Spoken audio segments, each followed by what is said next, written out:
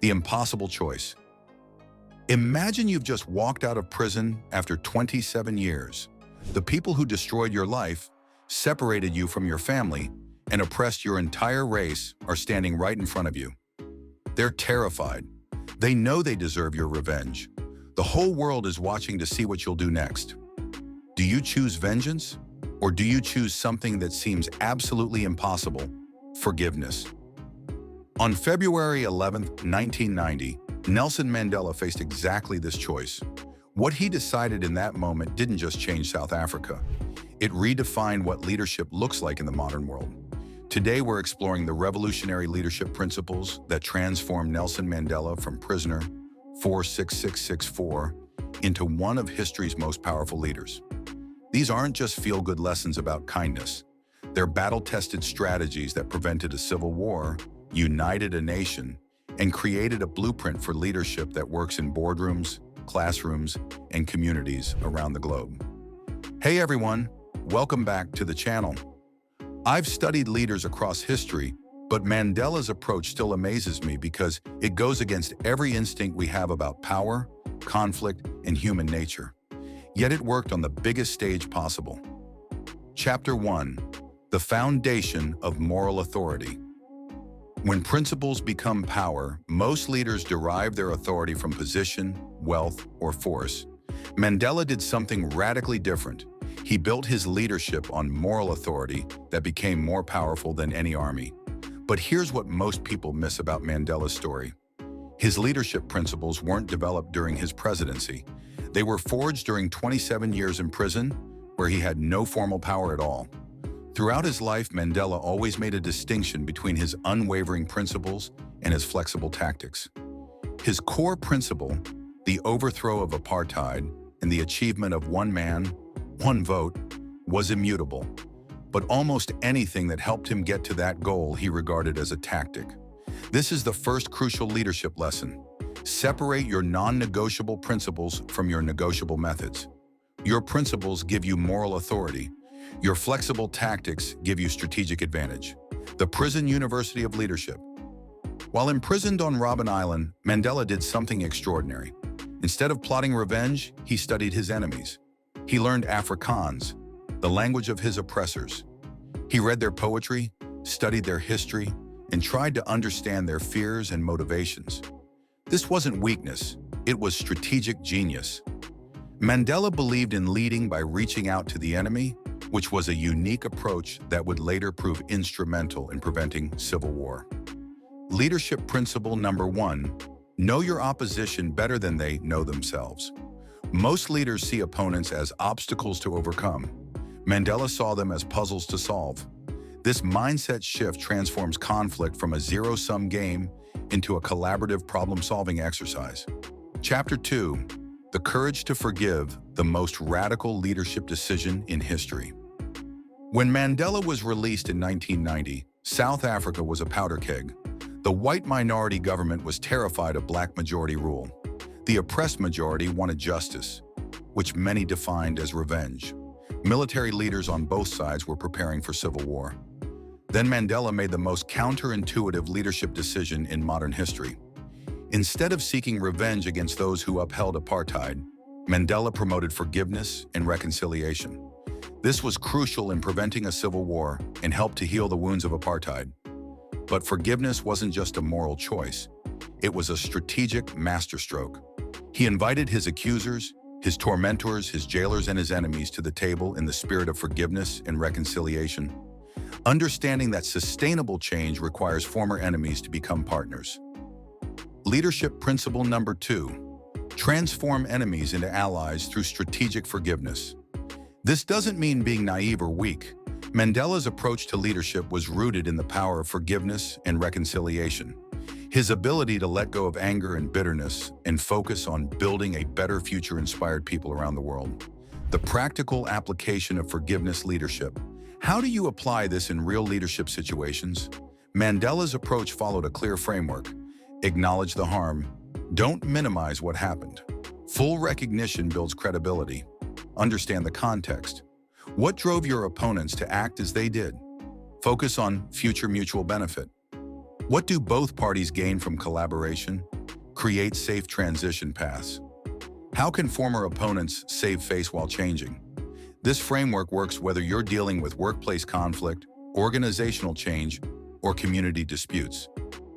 Chapter 3: Leading from Behind, the Power of Invisible Leadership.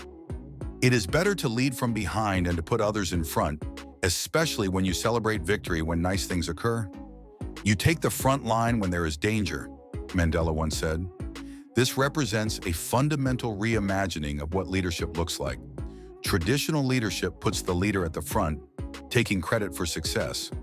Mandela pioneered what we now call servant leadership, putting others forward during victories while stepping forward during crises. Leadership principle number 3: lead from behind.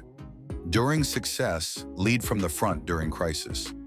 This approach builds incredible loyalty because people feel genuinely valued and supported. When team members know their leader will protect them during difficulties and celebrate them during wins, they'll follow that leader anywhere. The Rainbow Nation Vision.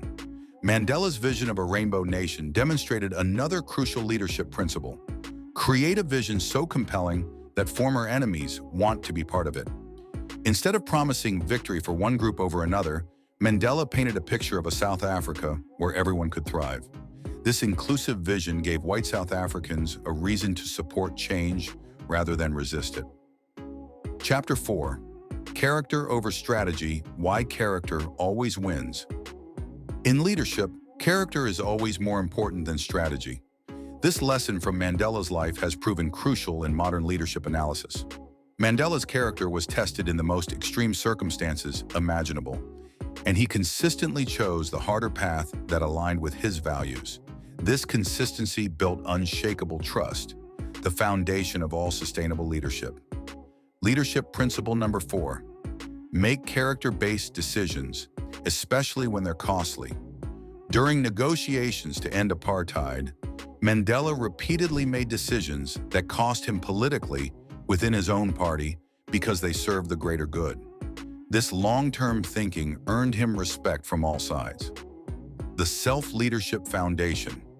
Effective leadership always starts with self-leadership, as one must lead oneself effectively before leading others. Self-leadership is a skill and a fundamental pillar of leadership development. By mastering self-awareness, emotional intelligence, and intentional self-improvement, Mandela demonstrated how personal mastery enables organizational leadership.